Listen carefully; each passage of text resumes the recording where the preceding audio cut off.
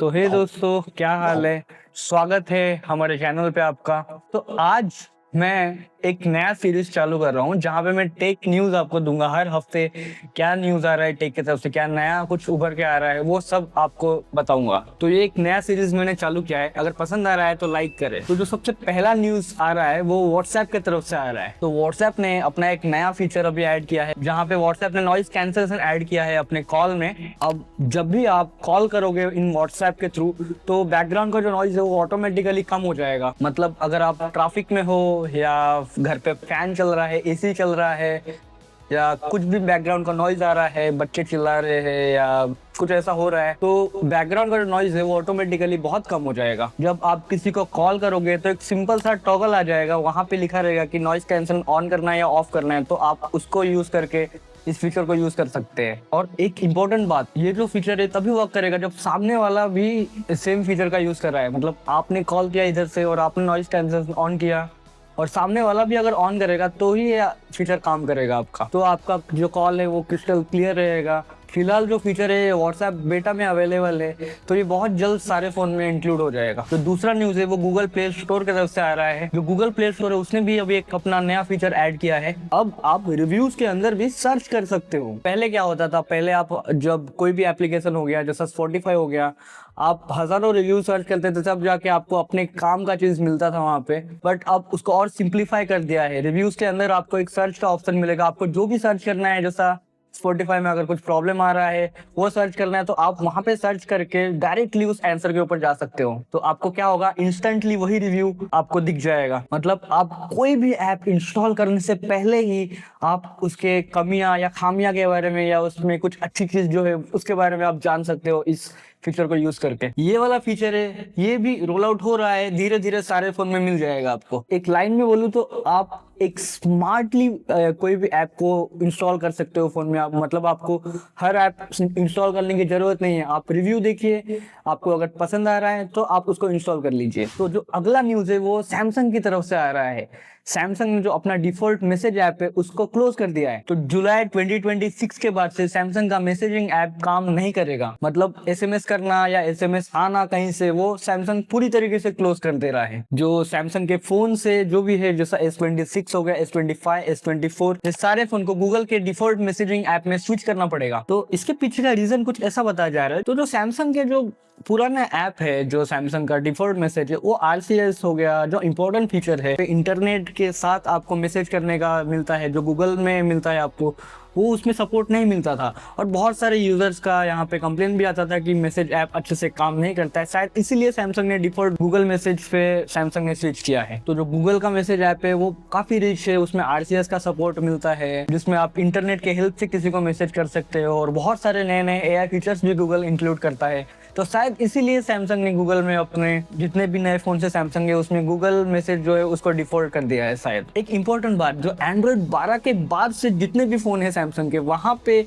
Message app काम करना बंद हो जाएगा जुलाई से। बट उससे पहले जैसे एंड्रॉइड 11 हो गया, एंड्रॉइड 10 में अगर अभी भी कोई फोन है, वहां पे आप अभी भी सैमसंग का जो डिफॉल्ट मैसेज ऐप है वो यूज कर सकते हो। अगर आप अभी सैमसंग का फोन फिलहाल यूज कर रहे हो, अभी अप्रैल का महीना है, तो आप अभी से डिफॉल्ट गूगल ऐप में स्विच कर लो, क्योंकि बाद में तो वैसे भी होने वाला है। तो अब बात करते हैं स्पॉटिफाई। स्पॉटिफाई ने भी एक नया फीचर कुछ ऐड किया है अपने लिस्ट में। तो पहले क्या होता था, स्पॉटिफाई में म्यूजिक के साथ आप वीडियो भी देखते थे, बैकग्राउंड में काफी सारे एनिमेशन भी चलते रहते थे। इसमें क्या होता था, बैटरी का ज्यादा यूज होता था, खपत होता था। लेकिन नए अपडेट के बाद अब आप सेटिंग में जाके ऑडियो ओनली एक्सपीरियंस को सिलेक्ट करके स्क्रीन बंद करके भी सब यूज कर सकते हो। तो इसमें क्या रहेगा, सिर्फ म्यूजिक रहेगा, डिस्ट्रैक्शन नहीं रहेगा, बैटरी भी आपकी बचेगी। ये उन लोगों के लिए काफी बेनिफिशियल है जो डाटा सेव करना चाहते हैं फोन का, जो बैटरी लाइफ सेव करना चाहते हैं फोन का, या जिन्हें क्लीन म्यूजिक एक्सपीरियंस चाहिए without any video, without any distraction. अब बात करते हैं क्या कुछ लॉन्च हुआ है इस हफ्ते। जो पहला लॉन्च है वो है ओप्पो की तरफ से आ रहा है। ओप्पो ने अपने F33 Pro को लॉन्च कर दिया है भारत में। इस बार ओप्पो ने फोकस किया है सेल्फी और बैटरी लाइफ पे। तो लीक्स के अकॉर्डिंग इसमें आपको मिलेगा 6.57 इंच का एक एमोलेड पैनल, और मीडियाटेक का डायमेंसिटी 6360 मैक्स एक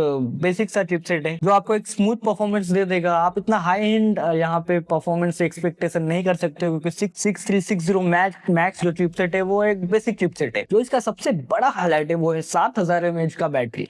जी हाँ, इसमें एक 7000 mAh का बैटरी मिलेगा, जो स्क्रीन साइज जो इसका दिया है 6.57 उसके हिसाब से काफी बेहतरीन है। और जो Dimensity का 6360 चिपसेट है वो भी एक लो एंड का चिपसेट है, ज्यादा पावर कंज्यूम नहीं करेगा, तो बैटरी लाइफ तो इसमें अच्छा खासा मिलेगा आपको। तो चार्जिंग की बात करें तो 80 वोल्ट का फास्ट चार्जिंग भी सपोर्ट दिया है। तो कैमरा लवर के लिए इसमें एक बहुत खूबसूरत सरप्राइज है, इसमें फ्रंट में आपको 50 मेगापिक्सल का एक फ्रंट सेल्फी कैमरा मिलेगा, तो इसलिए शायद ये फोन सेल्फी के लिए अट्रैक्टेड है। तो ये ग्रुप सेल्फी के लिए भी परफेक्ट ऑप्शन है।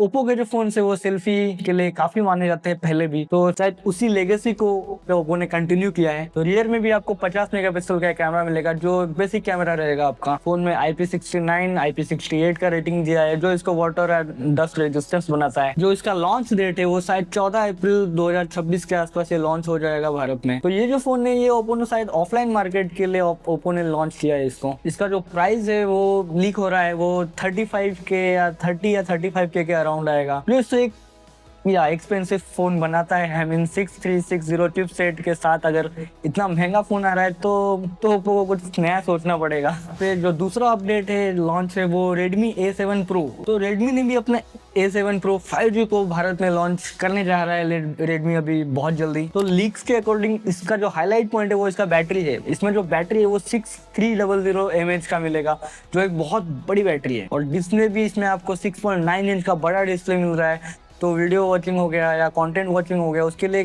परफेक्ट चीज़ है। तो परफॉर्मेंस के लिए इसमें प्रोसेसर की अभी लीक प्रोसेसर हुआ नहीं है, कौन सा प्रोसेसर एक्चुअली रेडमी अभी देने वाला है इसमें, बट यहाँ पे 5G प्रोसेसर करके कुछ है यहाँ पे रेडमी ने बोला है। और ये एंड्रॉयड 16 के साथ आ रहा है। जो बाहर में जो ये फोन लॉन्च हुआ है वो A7 Pro वो 4G प्रोसेसर के साथ लॉन्च हुआ है, तो 5G प्रोसेसर के तो शायद इसमें वही 6300 या 6400 ऐसे ही कुछ प्रोसेसर रहेगा शायद रेडमी लॉन्च करेगा उसके साथ। कैमरा की बात करें तो 32 मेगापिक्सल का डुअल कैमरा मिलेगा आपको रियर साइड में।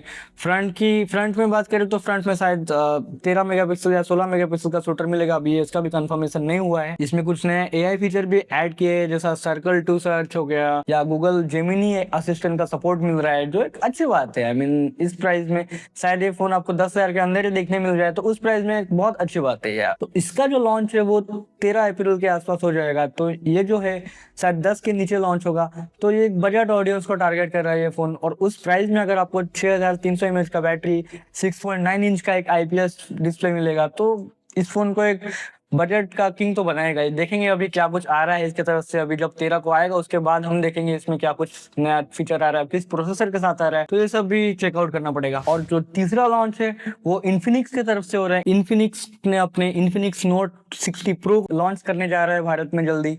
ये भी आपको 13 या 14 तारीख के आसपास मिल जाएगा देखने के लिए भारत में। तो इसका जो हाईलाइटिंग पॉइंट है वो है इसका बैटरी। इसमें भी 6500 mAh का एक बहुत बड़ी बैटरी मिलेगा। स्नैपड्रैगन का 7H Gen 4 प्रोसेसर दे रहा है इन्फिनिक्स। जो इसका डिस्प्ले है वो 6.78 इंच का एक एमोलेड पैनल मिल रहा है देखने के लिए, जो 144 हर्ट्ज रिफ्रेश रेट के साथ आ रहा है, जो एक स्मूथ आपको एनिमेशन दे देगा। इसका बैटरी जो है 6500 mAh प्लस इसमें 90 वोल्ट का फास्ट चार्जिंग मिल रहा है, जो इससे एक बहुत पावरफुल चीज बनाता है। तो कैमरा की बात करें तो 50 मेगापिक्सल का रियर कैमरा मिलेगा, फ्रंट में 13 मेगापिक्सल का सेल्फी शूटर मिलेगा, जो बेसिक है। आई मीन आप नॉर्मल वीडियोग्राफी कर सकते हो, इसमें नॉर्मल फोटोग्राफी कर सकते हो, सेल्फी के लिए भी ठीक ठाक आपको क्वालिटी दे देगा। तो ये भारत में 25 से 30 हजार के अराउंड लॉन्च होगा। तो अब देखते हैं क्या कुछ नया फीचर लेके आ रहा है ये फोन, और ये फोन क्या नथिंग फोर ए को टक्कर देने के लिए इन्फिनिक्स ने लॉन्च किया है कि नहीं, देखेंगे अभी क्या कुछ आ रहा है इसमें। तो ये कुछ बड़े न्यूज इस हफ्ते के।